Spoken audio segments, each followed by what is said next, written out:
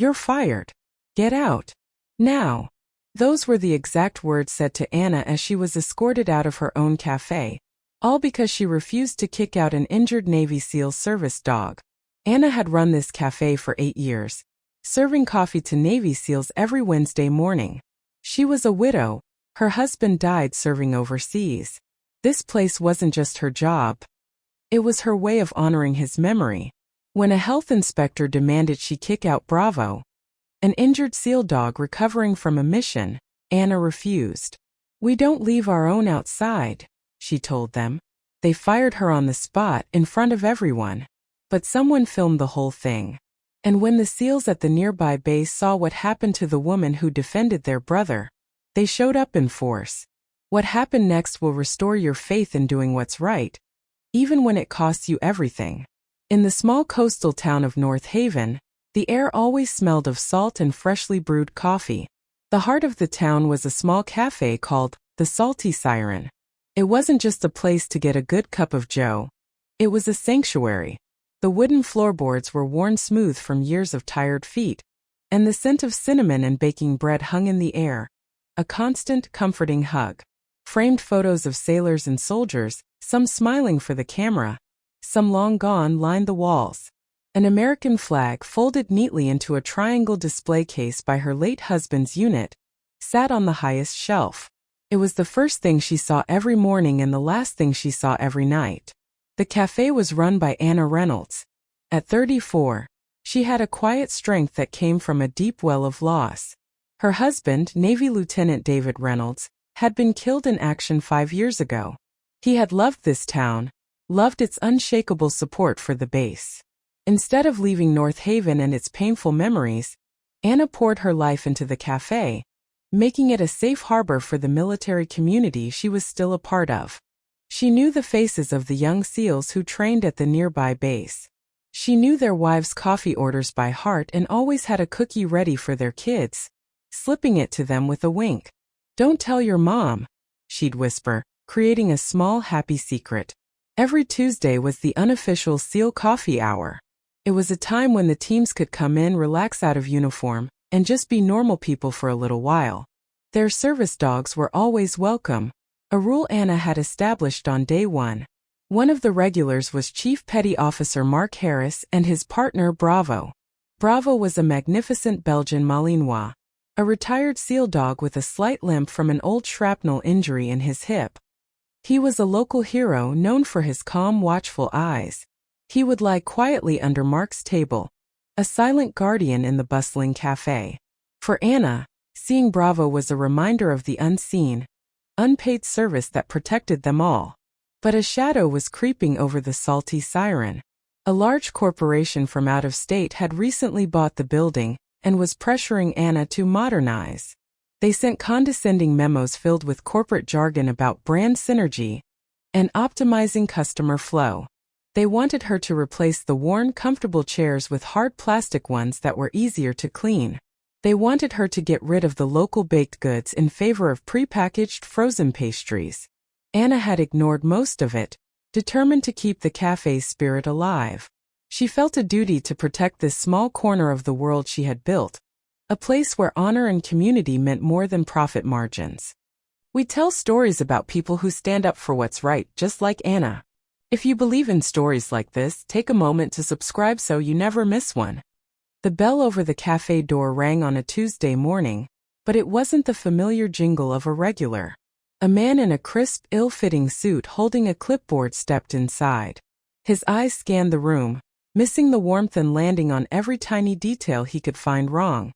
A crack in a floor tile, a slight drip from the espresso machine.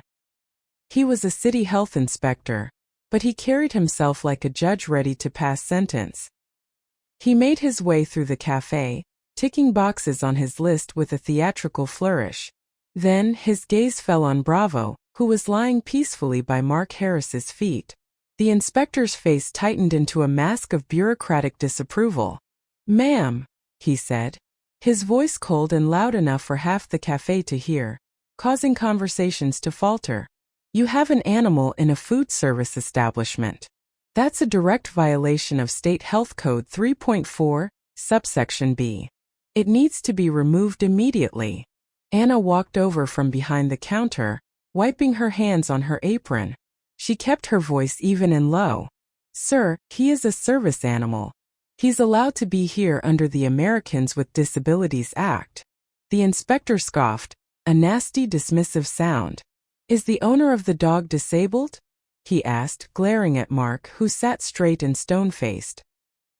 He looks perfectly capable to me. The dog is not actively performing a task. It's lying on the floor. That law is widely abused, and I'm here to enforce the code as it is written. The dog must go. A few customers exchanged angry glances. An older veteran sitting nearby started to speak up. Now hold on a minute. But he was cut off. The door chimed again. This time it was the regional manager from the new corporate ownership, a man named Mr. Davies. He had been planning a surprise visit and walked right into the middle of the confrontation. Seeing the inspector, his face lit up with a cruel sort of opportunity. What seems to be the problem here? Davies asked, already siding with the inspector without hearing a word of Anna's side. This manager is refusing to comply with the health code, the inspector said, pointing an accusing finger at Anna. Davies turned to Anna, a smug smile on his face. Anna, we've had multiple discussions about your special rules. Our brand has standards. You are creating a legal and financial liability. This is exactly the kind of provincial attitude I was sent here to correct. If you won't remove the animal, then you can remove yourself. The cafe went dead silent. The only sound was the hum of the refrigerator. Customers stared, their mouths hanging open in shock. Are you firing me? Anna asked, her voice barely a whisper.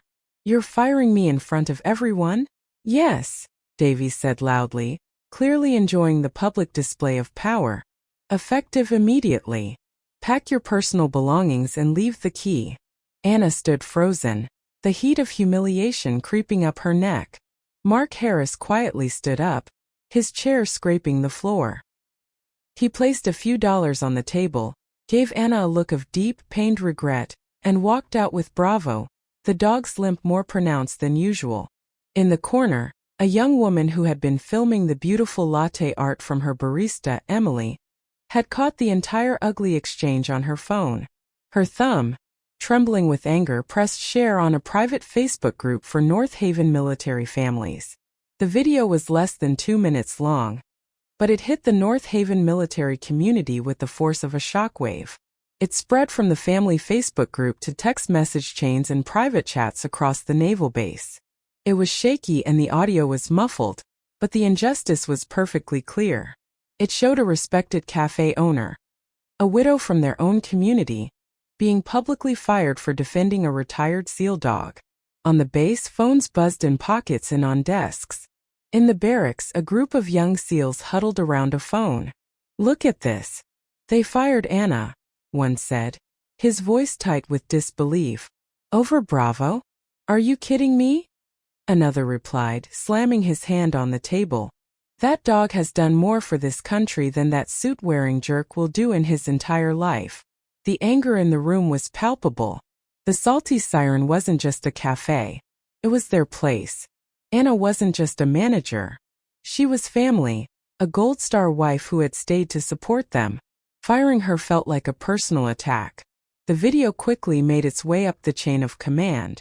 Within an hour, it was playing on a large monitor in the office of Commander Briggs, the base's commanding officer. He was a man who didn't speak often, but whose words carried the weight of decades of service. He watched the clip once without a word, his jaw set like granite. He saw Anna's quiet, dignified defense and the public humiliation she was forced to endure. He saw Bravo, a dog who had saved lives in combat zones, being treated like a common stray. He turned to his aide. That man, he said, pointing to Mr. Davies on the screen. Find out what company he works for. And get me the roster for SEAL Team 3. His voice was calm, but it held the unmistakable edge of command. He wasn't asking for a review or a meeting. He was preparing for action. He believed that honor wasn't just for the battlefield. It was for the home front too. My men face bullets overseas, he said to his aide. They shouldn't have to face this kind of disrespect at home. This is a failure of community leadership, and we will correct it. Meanwhile, news that something was happening started to ripple through North Haven. People saw an unusual number of military-style SUVs being staged near the base entrance. Something big was about to go down, and it was all centered on the little cafe at the heart of their town. At home, Anna sat on her couch, numb, the cafe keys feeling heavy and useless in her hand. The silence of her small house felt deafening. She felt defeated not just for herself, but for the community she had tried so hard to protect. She had lost her job, her purpose, and the last living connection to the world her husband had loved so much. She had no idea that forces were already moving, and that her smallest act of courage was about to be met with an overwhelming show of force. The rumble started as a distant hum and grew into a low growl that vibrated through the streets of North Haven. A convoy of 5 black SUVs, the kind that blends in by looking intimidating, rolled down Main Street with disciplined precision and pulled up in front of the Salty Siren. They parked in a perfect synchronized line, taking up every spot in front of the cafe. Doors opened in unison, and 10 men in civilian clothes but with the unmistakable, powerful bearing of Navy SEALs stepped out onto the sidewalk. A crowd of locals had already gathered, drawn by the rumors and the sight of the vehicles. Phones were already out recording. They watched in hushed silence as the men, led by Commander Briggs, walked toward the cafe. Inside, Mr. Davies was proudly telling the young barista, Emily, how things were going to change for the better. The health inspector was still there, finishing his report with a satisfied smirk. The bell on the door chimed and every head turned. Commander Briggs entered first, his presence seeming to suck all the air out of the small space. The rest of his team filed in behind him, standing shoulder to shoulder, forming a silent, imposing wall of muscle and resolve. Mr. Davies's smug smile evaporated. Can I help you, gentlemen?" he stammered, his eyes darting between the men. Commander Briggs ignored him. His eyes scanned the room and then he spoke, his voice clear and powerful, carrying easily to the crowd pressed against the windows outside. "This establishment, the Salty Siren, has been a pillar of support for the men and women of the United States Navy for years. It has been a safe place for our families, our veterans, and our service animals, who have served this country with more honor than some people can understand." He paused, his eyes landing on the inspector and then locking onto Davies. "You talk of brand standards. Our brand is loyalty. Our standard is honor. You don't seem to meet either." 2 of the SEALs walked past the stunned manager and went straight to the large, cheap plastic corporate sign hanging behind the counter. With a sharp crack, they pulled it from the wall, snapped it over a knee, and dropped the pieces into a trash can with contempt. Another SEAL stepped forward, holding a new, beautifully carved wooden sign. Commander Briggs continued, "This cafe belongs to the community it serves, and we will not allow it to be run by people who do not understand what honor and respect mean." The SEALs mounted the new sign. It read, "Anna's House." As if on cue, CPO Mark Harris entered, and by his side walked Bravo. The dog went straight to Anna, who had been called by a friend and was standing in the back of the crowd, tears streaming down her face. Bravo sat at her feet, looked up, and nudged her hand with his nose. The crowd outside erupted in cheers and applause.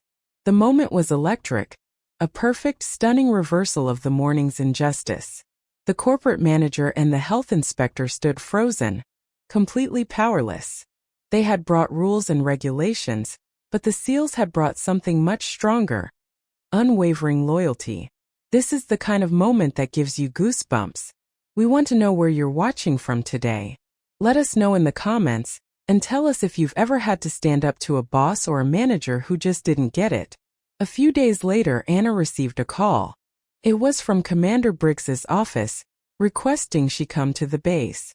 She was nervous as she drove through the security gates, the same gates her husband used to pass through every day.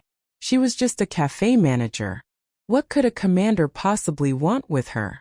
Commander Briggs met her himself.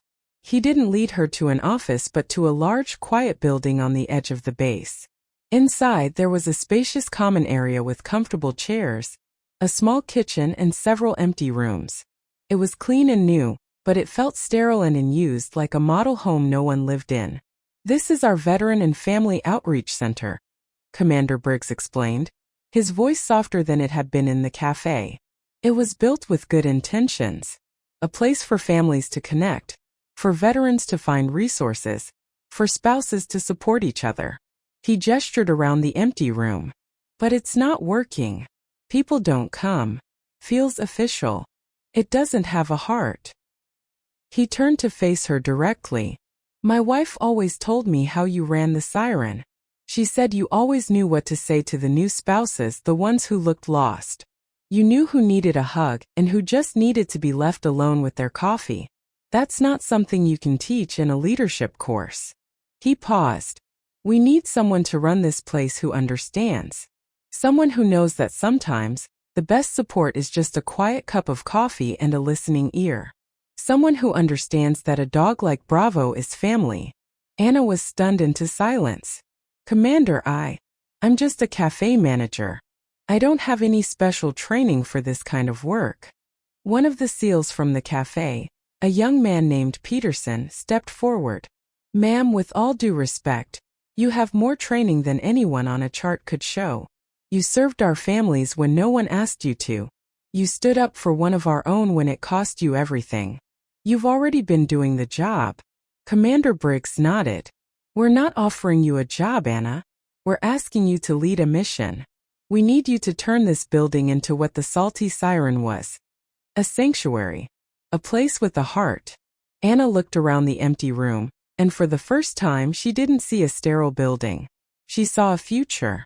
She saw a new way to serve, a new way to honor her husband's memory. Tears welled in her eyes, but this time they weren't tears of sadness or defeat. They were tears of hope. "Yes," she said, her voice filled with a new sense of purpose. "I'll do it." Anna took to her new role with the same quiet determination she had used to run the cafe. The first thing she did was get rid of the cold, official furniture. With a budget approved by a delighted Commander Briggs, she brought in comfortable couches, warm rugs, and coffee tables made of reclaimed wood from a local craftsman. She set up a top-of-the-line coffee machine in the kitchen and kept it stocked with fresh pastries from the same local bakery she'd used at the Siren. She established a dedicated, soundproofed corner for service dogs, with water bowls and orthopedic beds, making it clear that all members of the family, furry or not, were welcome. She named it Bravo's Corner. Slowly at first, then all at once, people started to come. Veterans who had felt isolated found a place to talk with others who understood. Young SEAL spouses new to the town and lonely found friendship over lattes. Kids had a safe place to play while their parents connected. There was one older, retired Marine, a man everyone just called Sarge, who would come in every day and sit in the same corner chair, staring out the window. He never spoke to anyone. Anna never pushed. Every day, she would just place a fresh black coffee on the table next to him and say, "Good morning, Sarge." For weeks he just nodded. Then one morning as she set the coffee down, he looked at her and said in a quiet, gravelly voice, "Thank you, Anna." It was a small breakthrough, but it felt like a monumental victory. Word of the center's incredible success traveled up the military chain of command. Officials from Washington, D.C. came to visit, expecting to see a structured program with charts and metrics. Instead, they found something far more powerful: a thriving, self-sustaining community. They saw Anna not as a manager, but as a leader who had succeeded where million-dollar programs had failed. Her model was so effective it was proposed as a new national standard for military family outreach. One afternoon, the old city health inspector, emboldened by a complaint from the now disgraced Mr. Davies, showed up at the center's door with a local police officer, clipboard in hand. "This is still a food service establishment," he declared. "I have a right to inspect it." Before Anna could even say a word, two uniformed military police officers calmly met him at the door. "This is a federal facility on a secure military installation, sir," one of them said politely but firmly. Your jurisdiction ends at the main gate. I'd advise you to return to your vehicle. The local cop took one look at the MPs, nodded, and tapped the inspector on the shoulder. He's right. Let's go. The inspector retreated, utterly defeated. Anna had the full backing of the United States military. She had found her place, and no amount of petty bureaucracy could touch her now. 6 months later, Anna found herself standing backstage at a National SEAL conference in San Diego. She was staring at a podium on a massive stage, a sea of decorated officers and their families in the audience. Commander Briggs had invited her to be a keynote speaker. She was terrified. I can't do this, she whispered to Mark Harris, who was standing beside her with Bravo. These people are heroes. I just served them coffee. Mark put a hand on her shoulder. Anna, heroes need a place to come home to. You gave them that. Just tell them your story. Tell them the truth. Bravo nudged her hand, as if giving his own encouragement. She took a deep breath, walked onto the stage, and stood at the podium. The room fell silent. Good evening, she began, her voice shaking slightly at first, then growing stronger. My name is Anna Reynolds. I never wore a uniform. I never deployed to a foreign land. My service was much quieter. It was service measured in coffee cups, in knowing when to listen, and in creating a place where you could feel normal, even for an hour. She looked out at the faces in the crowd. I learned from my late husband, and from all of you, that honor isn't about the medals you wear. It's about the principles you refuse to compromise on. It's about standing up for what's right, even when you're standing alone. She told them the story of the cafe, of the inspector, and of the day the SEALs came. I thought I was just defending a dog, she said, her voice thick with emotion. But I realize now I was defending a symbol. Bravo represents the silent, loyal, unwavering service that is the bedrock of your community. He represents the part of you that serves without asking for thanks. She then turned her focus to the families. And to the spouses, the parents, the children. Your service is often unseen too. You are the anchors. You are the quiet strength that makes their bravery possible. This center, our community, is for you. She looked down at Bravo, who had padded onto the stage and sat beside her. I didn't wear a uniform, she repeated, her voice ringing with clarity. But I was proud to serve those who do. And I am even more proud to continue that service today, helping to build homes for our heroes, right where they need them most. When she finished, there was a moment of complete silence. Then, a single person stood up and started clapping. Then another and another, until the entire auditorium was on its feet, giving her a thunderous standing ovation. It wasn't just applause, it was an embrace. The SEAL community was officially claiming Anna Reynolds as one of their own. Back in North Haven, life had found a new, better rhythm. The old Salty Siren Café was now run by Emily, the loyal young barista. At Anna's request, the new owner had installed a small plaque by the door. It read, Anna's Corner, where no one stands alone. Anna spent her days at the bustling outreach center on the base. It was a place of constant motion and comfort. One afternoon, she saw a young woman hesitating by the entrance. She looked new, nervous, and overwhelmed, the way so many young military spouses do when they first arrive in a new town, far from home. Anna walked over, a warm smile on her face. Hi, she said softly. I'm Anna. The first few weeks are the hardest. Don't worry, you're not alone. The coffee is fresh, and there's a comfortable couch with your name on it. Come on in. The young woman's shoulders relaxed, and a grateful smile touched her lips as she stepped inside, leaving her fear at the door. Anna watched her go, then saw Mark and Bravo sitting in their usual corner, the dog snoozing peacefully. This was her legacy. It wasn't in grand speeches or buildings, but in these small everyday moments of connection. She was building a community, one cup of coffee, one welcoming smile at a time. True honor, she had learned, isn't a rank you achieve or a battle you win. It's not found in the noise of victory, but in the quiet courage of your convictions.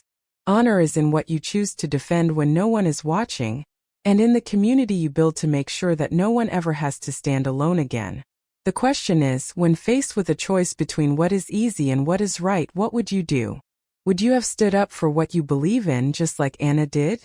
Anna's story is a powerful reminder that heroes come in all forms. If you were inspired by her journey, you might like the other underdog stories we've collected. We've put a link to the playlist in the comments below.